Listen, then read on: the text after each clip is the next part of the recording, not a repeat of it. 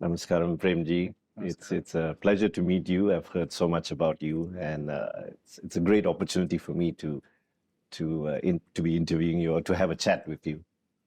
And congratulations on the new book, How to Find Peace in a Noisy World. Hear yourself. Yes. A lot of people, I mean, with the look at this, hear yourself. I hear myself fine. So could you tell us a little bit about the book? Well, it's not about just hearing what you hear. Mm-hmm. It is the noise that is between the ears. Right. Because the noise that is coming from the outside, you can put earplugs in, you can stop it. But you will be surprised how much noise goes on between the ears. Yep. And there is no earplugs that'll stop that. And this noise is the noise that we have heard since we were young. Our parents have taught us this noise, our school, our friends, institutions, everybody keeps making a little bit of noise, and a little bit of the noise goes in and it keeps repeating. You're this, you're not successful. You're not successful because you didn't get this, you couldn't get that, you get this, you get. So all this noise just keeps bouncing back and forth and back and forth. And the question is there anything dangerous about this? Well, for most part, one could say that it shouldn't be dangerous, but it is. It's very dangerous because it robs us of our peace. It robs us of our dignity. It robs us of our potential. It robs us of everything that we are. We get shaped into something that we are not at the end of the day. Mm-hmm. And this book will give some insight into how to handle the noise between our heads, noise between our ears, sorry. Yes, it is about, first of all, realizing that, that how much we are influenced by all these other things. We don't think of it that way. We think, oh, I'm a self-made person. These are my ideas. But just to even give a thought of those ideas that you are crediting yourself with may not be your ideas. They're other people's ideas. People have been on the face of this earth for a very, very long time.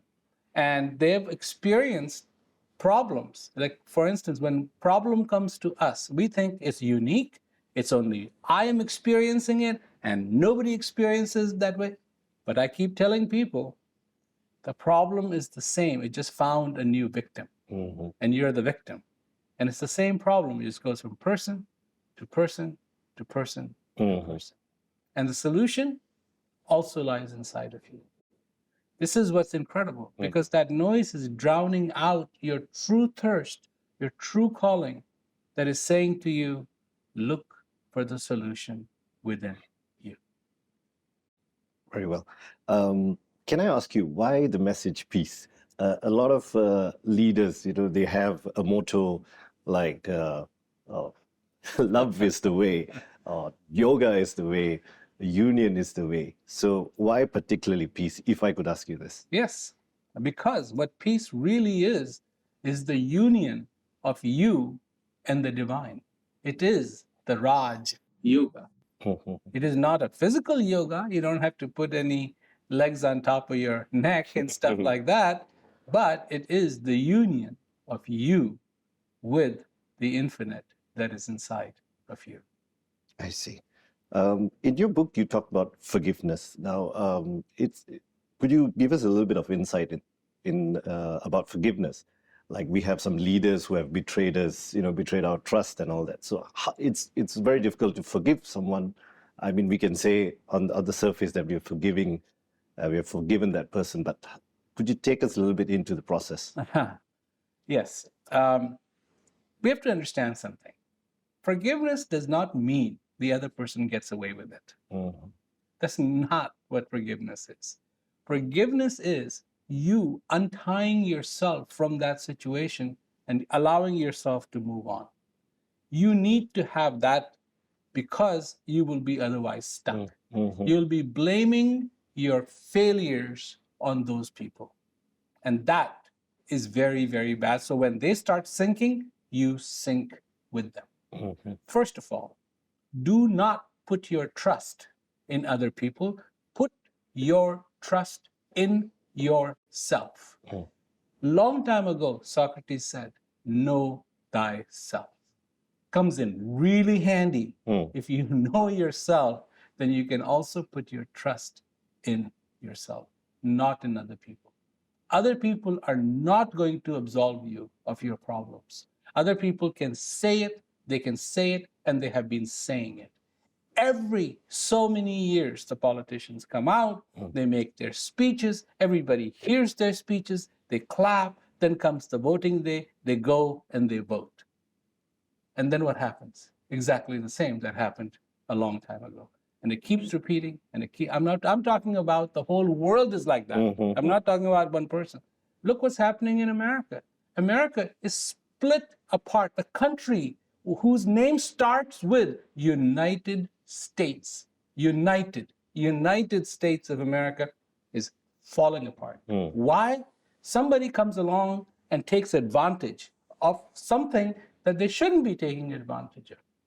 But what is the consequence?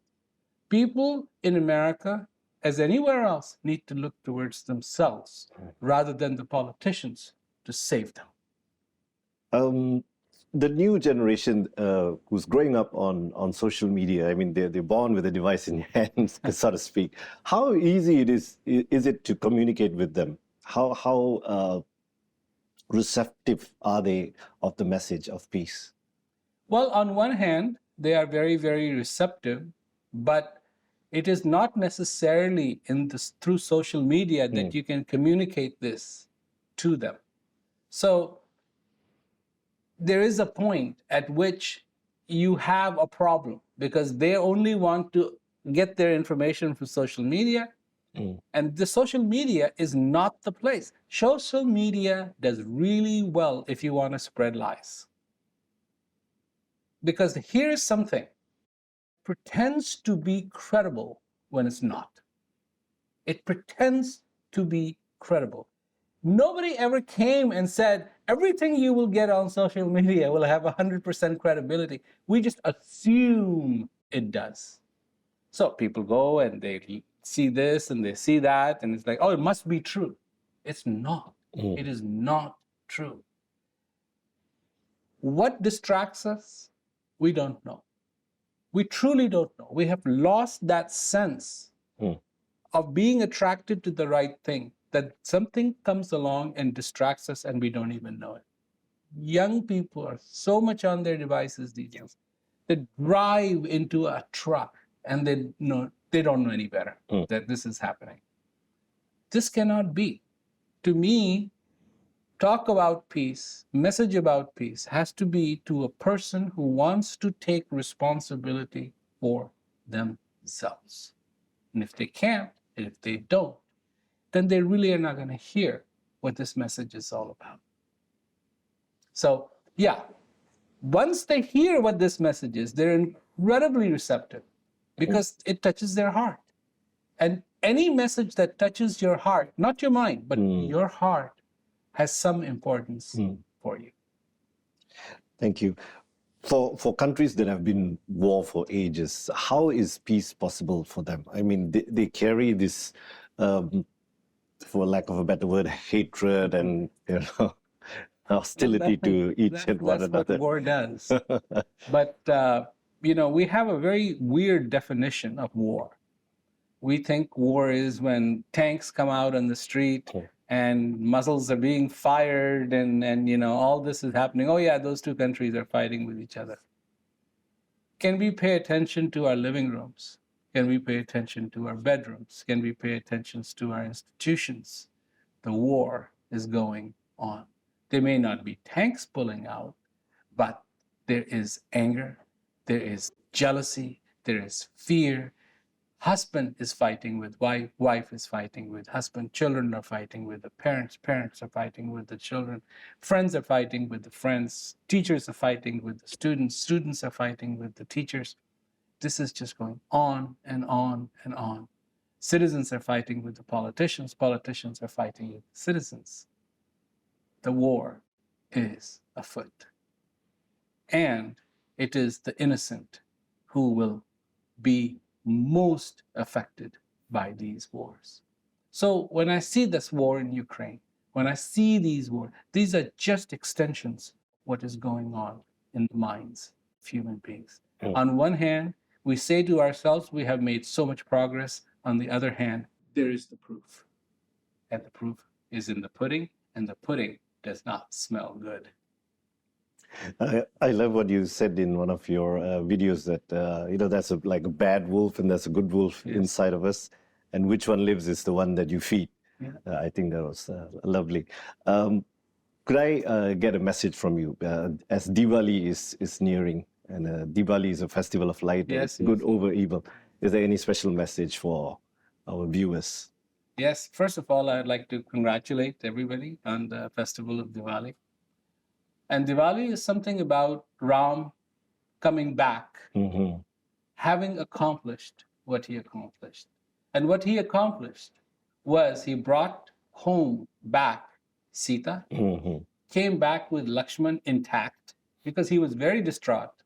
Because there came a point in that war where Lakshman got hurt really bad, and it did not look like Lakshman was going to survive. Sita had been, of course, kidnapped. That's why they were there fighting. And Ram, at this point, is crying and lamenting how he has failed. He has failed because his wife, that he should have been protecting, has been kidnapped. The brother that is dearest to him, nearest to him for sure, has been hurt, and he was not there to protect him. But he got his wife back. Lakshman was brought to life. And now they are coming home. Success over failure. You may not be wrong. I am not wrong. But we have problems. Problems that make us not see our potential, but see the bad. And Diwali represents the victory of the good over the bad, not only in the life of Ram, but also in our lives. Make Diwali real this year for you. Thank you so much. Thank you. Is there three quick ways? I know I shouldn't ask you this, but is there three quick tips to achieve peace like now? Yes, so of course there are three very quick tip ways. Okay. And begin with yourself. Begin with yourself and begin with yourself. This is like the practice. Exactly. That's all it is. Begin with yourself. Don't look out there for peace. Look within you for peace. And this is what I'm going to be talking about here on the 19th of October in Kuala Lumpur. And if you want to find out more about it, it is hearyourselfbook.com is the URL. So this is what it is about, really. Thank you so much for your time. Thank you. And thank you for giving the people of Malaysia this opportunity to hear your talk in person. You're most Thank you so much. Thank you. Thank you.